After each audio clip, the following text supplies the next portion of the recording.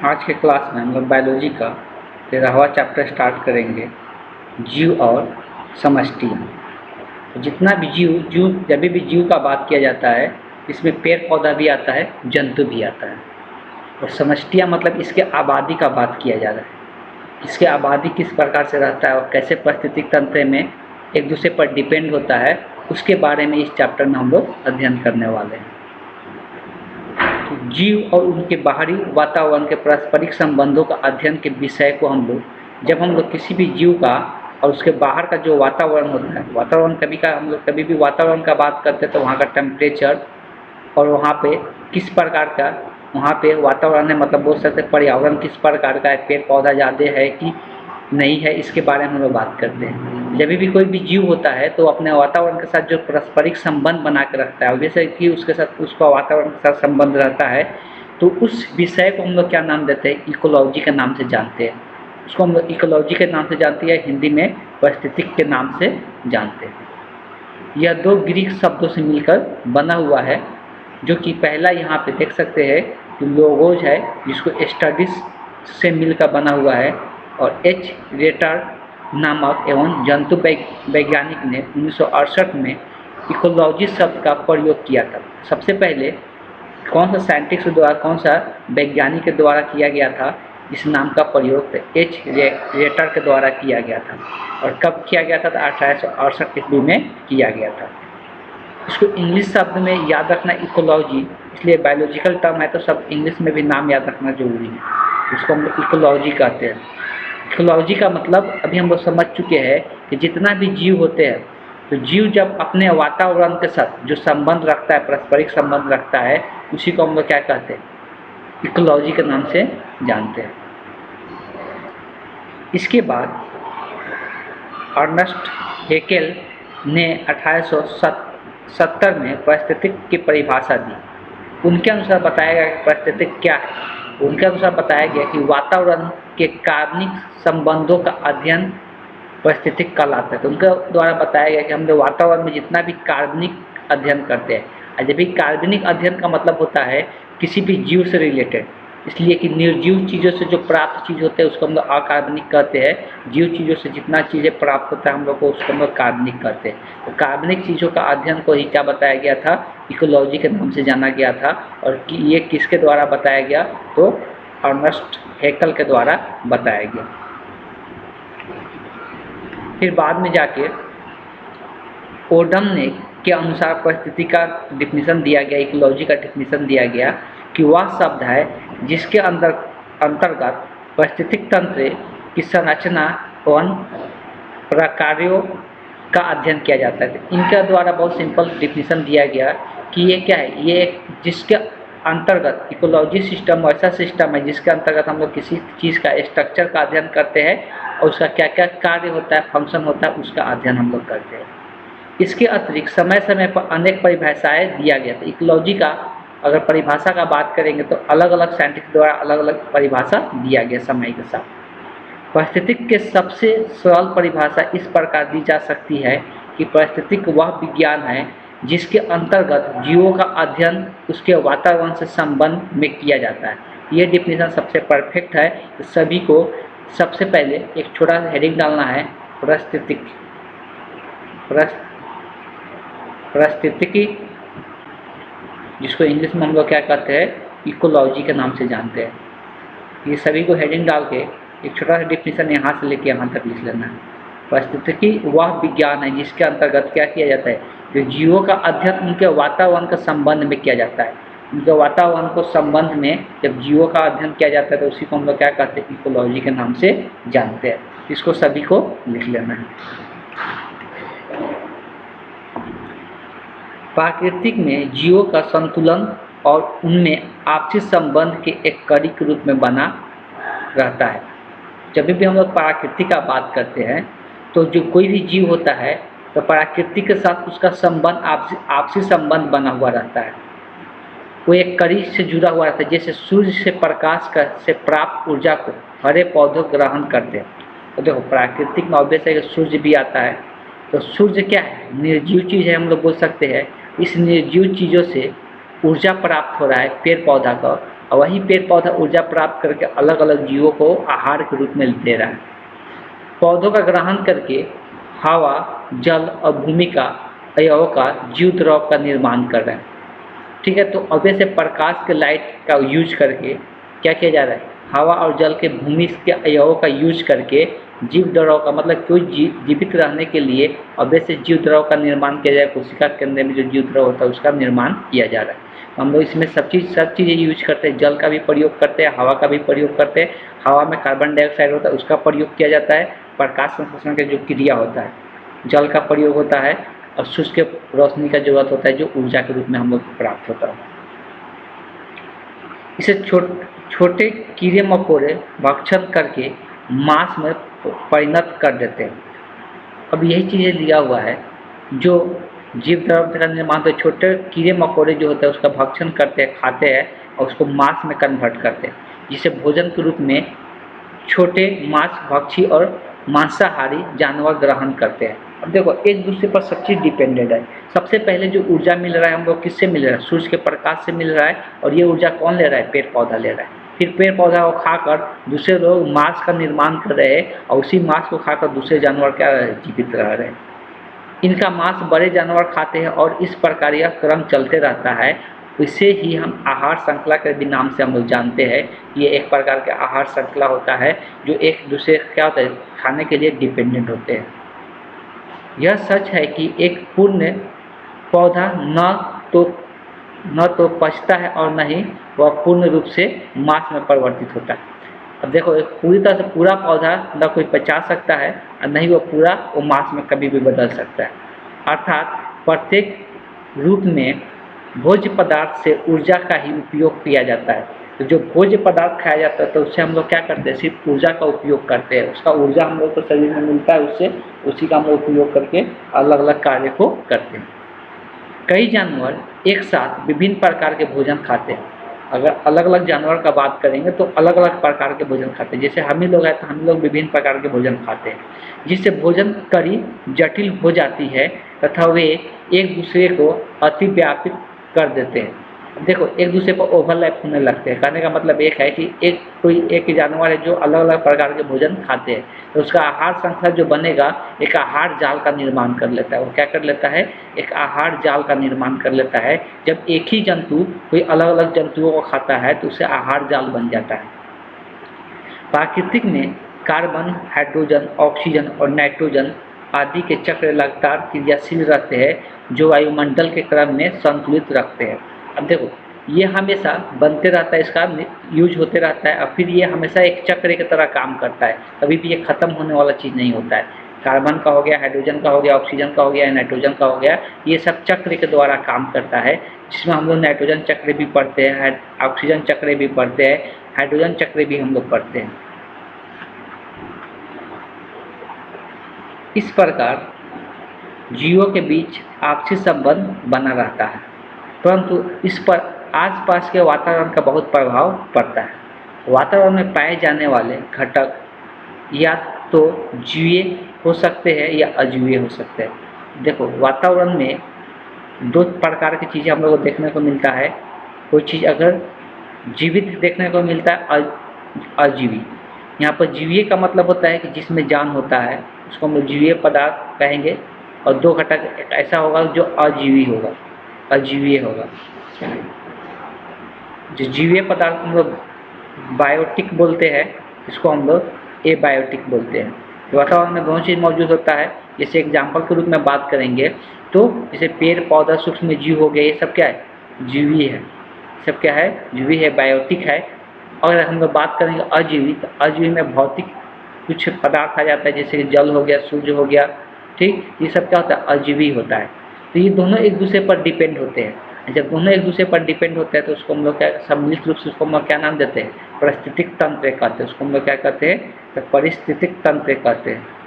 उसको हम लोग पारिस्थितिक तंत्र के नाम से जानते हैं। जब दोनों एक दूसरे पर क्या होते हैं, डिपेंड होते हैं, ठीक। जब दोनों एक दूसरे पर डिपेंड होते हैं, जीवीय और अजीवीय पदार्थ एक दूसरे पर संबंध के रूप में काम करते हैं, तो उसको हम लोग क्या कहते हैं, पारिस्थितिक तंत्र के नाम से जानते हैं। तो एक छोटा सा डेफिनेशन सबको लिख लेगा, जिसे याद रहेगा। पारिस्थितिक तंत्र पारिस्थितिक, यहाँ पर लिखा हुआ है पारिस्थितिक तंत्र, जिसको इंग्लिश में क्या कहते हैं, इकोसिस्टम के नाम से जानते हैं। पारिस्थितिक तंत्र जिसको हम लोग इकोसिस्टम के नाम से जानते हैं।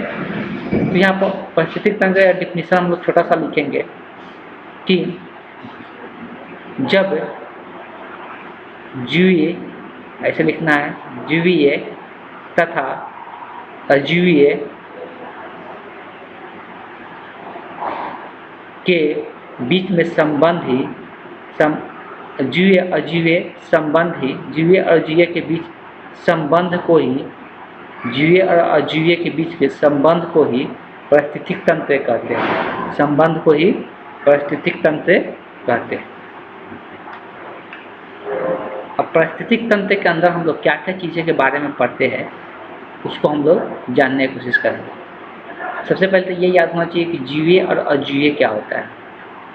जीवीय हम बता चुके हैं, जो जीवित होते हैं, जिनमें जान होता है, उसको हम जीवीय पदार्थ कहते हैं। अजीवीय जिसमें जान नहीं होता है, ठीक। जैसे कि एग्जाम्पल भी दे चुके हैं, इसका एग्जाम्पल दिए ईटा पत्थर, ये सब क्या है, अजीवी है। जल हो गया, ऑक्सीजन हो गया। यहाँ पर जीवीय का अगर बात कर रहे हैं तो जीव में जीव जंतु, पेड़ पौधा, सूक्ष्म जीव सब आ जाते हैं, ठीक। तो पारिस्थितिक तंत्र के शाखाएँ क्या क्या है, तो पारिस्थितिक तंत्र के दो शाखाएँ के अंतर्गत हम लोग इसको पढ़ते हैं। तो पहला दिया हुआ है स्व पारिस्थितिक या ऑटो इकोलॉजी, या दूसरा इसको इंग्लिश में हम लोग बोलते हैं ऑटो इकोलॉजी। इसके अंतर्गत केवल एक जीव या व्यष्टि या उसी जाति के अनेक जीव का वातावरण के साथ पारस्परिक संबंध के अध्ययन को ही हम लोग ऑटो इकोलॉजी कहते हैं। ऑटो इकोलॉजी बेसिकली होता क्या है, कोई एक जाति और उसका एक जाति, एक ही जीव होगा, उसका जाति उस वातावरण के साथ जब संबंध रखता है तो उसको हम लोग क्या कहते हैं, ऑटो इकोलॉजी के नाम से जानते हैं। दूसरा होता है सीन इकोलॉजी। सीन इकोलॉजी क्या होता है, इसके अंतर्गत जीवों का समुदाय और वातावरण के संबंध का अध्ययन किया जाता है और विभिन्न प्रकार के जीवों की आबादी आपस में मिलकर समुदाय का निर्माण करता है। अब समुदाय का मतलब क्या होता है, जब अलग अलग जाति, एक ही प्रकार के जाति नहीं, अलग अलग जीवों का जाति आपस में मिलकर जो बनाता है उसको हम लोग समुदाय कहते हैं। और इसी का जो अध्ययन करते हैं, उस अध्ययन को हम लोग क्या कहते हैं, सीन इकोलॉजी के नाम से जानते हैं। उसी का अध्ययन को हम लोग क्या कहते हैं, सीन इकोलॉजी के नाम से जानते हैं। तो ये दो प्रकार का अध्ययन हो गया। जब हम लोग एक ही प्रकार के जाति का संबंध किसके साथ, वातावरण के साथ हम लोग पढ़ते हैं तो उसको हम लोग ऑटो इकोलॉजी के नाम से जानते हैं। लेकिन विभिन्न प्रकार के जाति एक समुदाय का निर्माण करता है और उसके बारे में अध्ययन करते हैं तो उसको हम लोग सीन इकोलॉजी के नाम से जानते हैं। इसके अतिरिक्त पारिस्थितिक तंत्र के आधार पर पारिस्थितिकी को विभिन्न शाखाओं में विभाजित किया गया है, जैसे स्थलीय पारिस्थितिकी और अलवणीय पारिस्थितिकी और समुद्रीय पारिस्थितिकी। हम लोग तीन प्रकार में इसको विभाजित किया गया है पारिस्थितिक तंत्र को, इकोसिस्टम। इकोसिस्टम हम लोग या तो स्थल पे, जमीन पर हम लोग जब इकोसिस्टम देखते हैं तो उसको हम लोग स्थलीय पारिस्थितिकी कहते हैं। जब हम लोग लवणीय जल में अगर बात करते हैं तो लवणीय जल में जो हम लोग को पारिस्थितिकी देखने को मिलता है उसको हम लोग लवण जलीय पारिस्थितिकी हम लोग कहते हैं। जो समुद्र के अंदर देखने को मिलता है उसको हम लोग समुद्री पारिस्थितिकी के नाम से जानते हैं।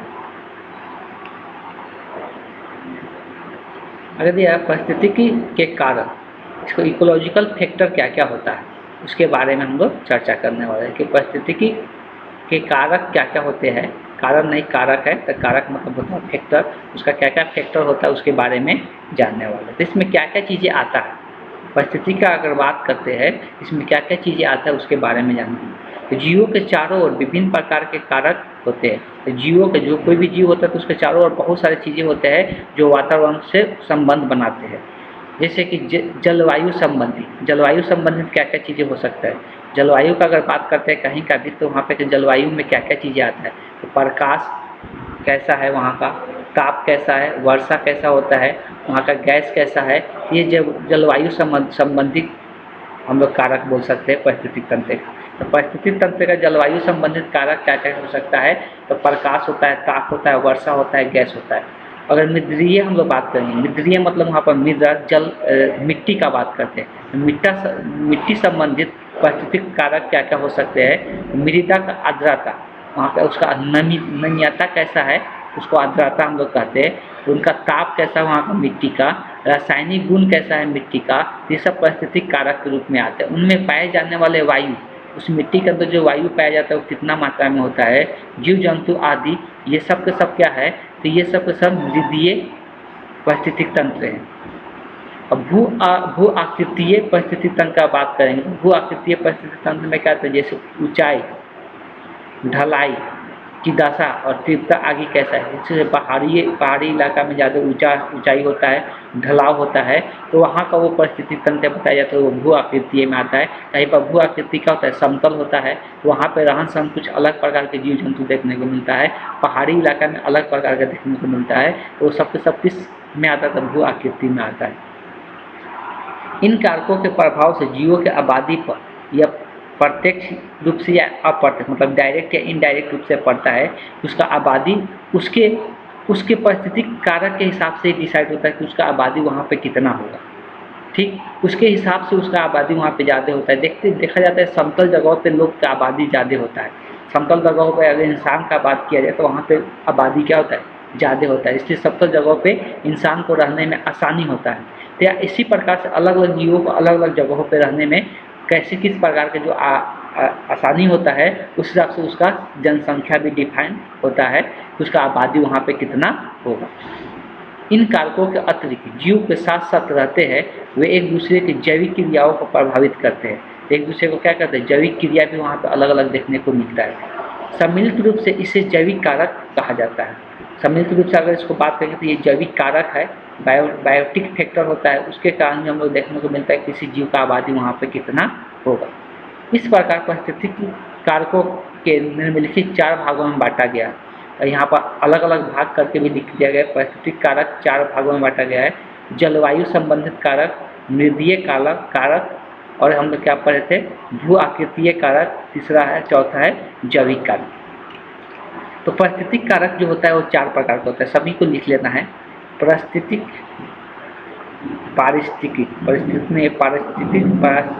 कारक। पारिस्थितिक कारक जो होता है वो 4 प्रकार का होता है। सब चारों का नाम लिखना है। पहला लिखना है जलवायु कारक, जलवायु संबंधित कारक। इसके नीचे एग्जाम्पल लिखना है। जलवायु संबंधी कारक लिख के 1 नंबर देके लिख लेना है, जैसे प्रकाश, ताप, वर्षा, गैस, ऐसे लिख लेना है। फिर 2 नंबर लिखना है मृदीय कारक। 2 नंबर लिखना है मृदीय कारक। मृदीय कारक में यहाँ से यहाँ लिखना है। मृदीय कारक क्या क्या होता है, मृदा का आर्द्रता, उनका ताप, रासायनिक गुण, ये सब चीज़ें लिख लेना। उनमें पाए जाने वाले वायु, जीव जंतु, ये सब क्या है, मृदीय कारक। तीसरा लिखना है 3 नंबर देके भू आकृतिक कारक। तीसरा लिखना है भू आकृतिक कारक। और इसमें क्या लिख लेना है, तो भू आकृतिक कारक में क्या होता है, जैसे ऊंचाई, ढलाई की दशा एवं तीव्रता आदि, इतना तक लिख लेना है। लास्ट है 4 नंबर जैविक कारक। जैविक कारक में क्या लिखना है, जैविक कारक में क्या होता है,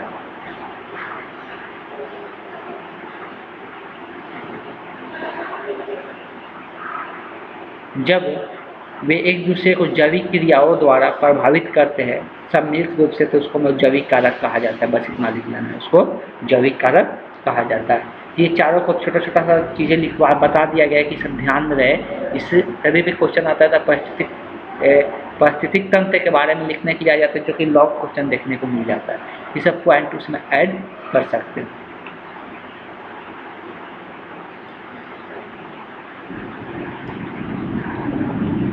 आगे दिया है पारिस्थितिकी का महत्व। तो पारिस्थितिकी का महत्व क्या है, ये जो पारिस्थितिक तंत्र का निर्माण होता है, इसका क्या महत्व है हम लोग के जीवन में, ये भी चीज़ें हम लोग पढ़ सकते हैं।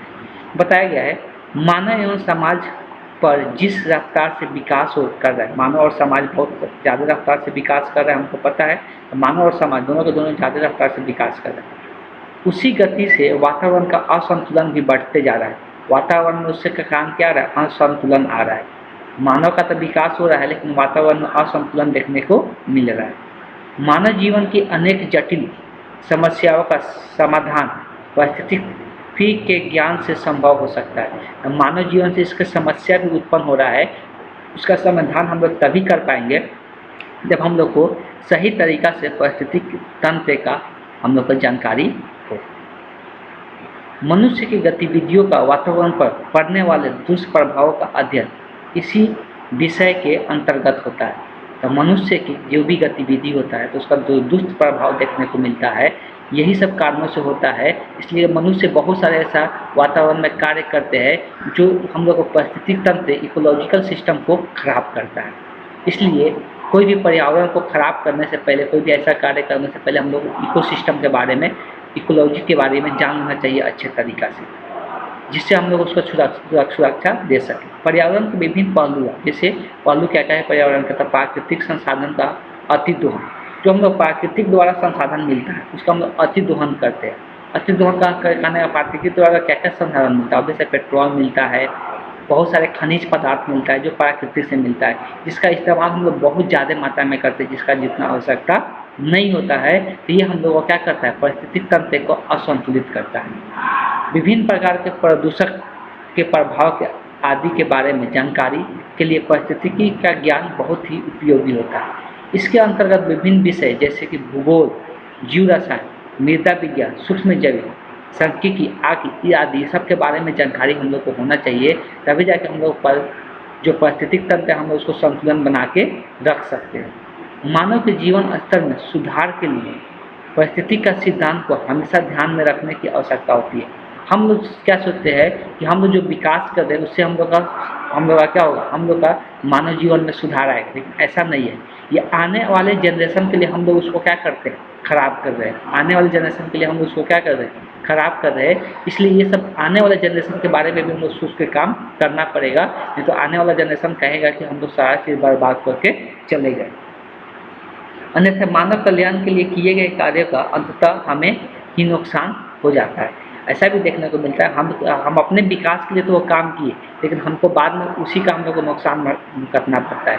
जैसे कि हम लोग अपने विकास के लिए कुछ ऐसा एक्सपेरिमेंट करते हैं जिसके कारण एक कोरोना वायरस उत्पन्न हो गया। क्या उत्पन्न हो गया? तो कोरोना वायरस उत्पन्न हो गया। अब उससे क्या होगा कि बहुत सारे नुकसान सहने को हम लोग को देखने को मिला, और ये हम लोग का ही गलती था, जो कि अलग अलग एक्सपेरिमेंट करते हैं, अलग अलग हम लोग अपने विकास के लिए बहुत सारे कार्य करते हैं। तो ये हम लोग प्रकृति को ध्यान में जब रख कर नहीं करते हैं, वही हम लोग को ही नुकसान भुगतना पड़ता है। ये सब चीज़ें ध्यान में होना चाहिए। उदाहरण के तौर पर बताया जा रहा है कि अगर जंगलों को काट कर रहने के लिए घर बना लेते हैं, हम लोग तो अपना सुविधा के लिए जंगलों को काट कर रहने के लिए घर बना लिए, लेकिन आगे चलकर क्या होगा? आगे चलकर हम लोग के लिए नुकसानदायक होगा। इसलिए उससे पारिस्थितिक तंत्र बिगड़ेगा, उससे खाद्य श्रृंखला बिगड़ेगी, जो कि क्या होगा कि भोजन के जो आहार श्रृंखला होता है वो सबका बिगड़ जाएगा। ये सब चीज़ें हम लोग ध्यान नहीं देते हैं, जिसके कारण हम लोग को नुकसान भुगतना पड़ सकता है। ऐसा बहुत सारी चीज़ हम लोग करते हैं जो क्या होता है? प्रकृति के लिए हानिकारक होता है। आज के डेट में बहुत सारे बड़े बड़े फैक्ट्री वगैरह, इंडस्ट्री वगैरह बन रहा है, तो बड़े बड़े उद्योग हो रहा है। उद्योग में इतना सारा कचरा निकलता है, बहुत सारे कचरा को देखा जाता है, ऐसे हम लोग क्या करते हैं? नदियों में बहवा देते हैं। अब नदी में जब बहवाएंगे तो नदी का पानी प्रदूषित तो होगा ही होगा, साथ साथ क्या होता है उसमें रहने वाले जो जीव होते हैं, साथ साथ और क्या होता है उसमें जो रहने वाले जीव होते हैं उन लोग के लिए भी क्या हो जाता है? हानिकारक हो जाता है। ठीक, और जल प्रदूषण के कारण हम लोग के लिए भी क्या होता है? खतरा होता है। इसलिए कि हम लोग का पीने का जल अभी भी और क्या होते जा रहा है? कम होते जा रहा है। तो वैसे हम लोग पीने का जो जल होता है नदियों का ही हम लोग का जल होता है, और जो भूमि के अंदर जो जल होता है, भूमिगत जल होता है, उसको हम लोग पीने में उपयोग करते हैं। तो अगर इस सब बातों पर हम लोग ध्यान देकर अगर विकास करेंगे तो इसके लिए हम लोग कब ध्यान दे पाएंगे? जब इसके बारे में हम लोग जानेंगे, तब कि भूगोल के बारे में जानेंगे, जीव रसायन के बारे में जानेंगे, मृदा के बारे में जानेंगे कि हम लोग जो यूज करते हैं उसका मृदा का क्या। देखिए हम लोग एक और चीज़ इसके पहले भी चैप्टर में पढ़ रहे थे, जो हम लोग कीटनाशक यूज करते हैं। ठीक है, कीटनाशक तो हम लोग फसल को तो ठीक है फसल में वृद्धि कराया है, कीटनाशक क्या यूज किए तो फसल में वृद्धि कराया, लेकिन उससे क्या क्या प्रभाव पड़ा है?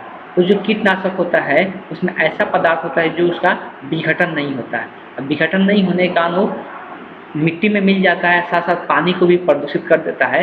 जब वही हम लोग खाना में भी चला जाता है, हम लोग भोजन पदार्थ में भी चला जाता है, इसलिए वही चीज़ को हम लोग खाते हैं और खाने के बाद हम लोग शरीर में भी आ जाता है, जिसका विघटन करना बहुत मुश्किल होता है। तो वो भी क्या कर रहे हैं, हम लोग पारिस्थितिक तंत्र को खराब कर रहे हैं। इस तरह से हम लोग हर एक चीज़ों पर ध्यान देकर हम लोग को अपने विकास के बारे में सोचना चाहिए। आज की क्लास को हम यहीं तक रहने देते हैं। नेक्स्ट क्लास में हम लोग यहाँ से स्टार्ट करेंगे जैव व्यवस्था और विभिन्न स्तर के बारे में।